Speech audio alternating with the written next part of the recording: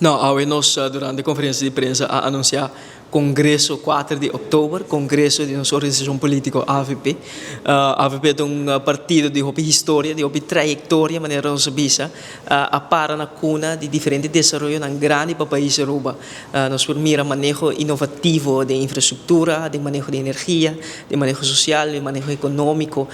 Tudo isso aqui não abordo catalisar para o partido AVP. E me querer que AUE é um momento importante para durante cada congresso da marca um momento novo para o partido AVP. Cada congresso a conhecer cambio no estatuto, não é parte formal, mas também a conhecer cambio no liderazgo. E me querer lo qual que AUE agora anunciar que o partido adrenta oficialmente de um processo de transição para vários anos acaba nosso líder do partido Mike Eman a fazer a inversão de criar líder novo para a comunidade aqui. A mim mesmo é produto de inversão aqui com o acordo sobre a parte de liderazgo e legado de liderazgo de Mike Eman.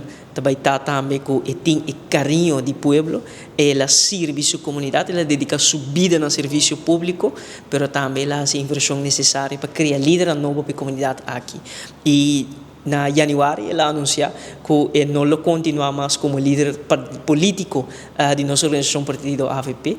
Ela também determina no Conselho de Partido para iniciar processo de trajetória para vir com o Congresso para escolher um líder novo. E me quer que a pessoa que vai assumir a responsabilidade aqui me ser compreender o bom o peso de responsabilidade e a envergadura de compromisso.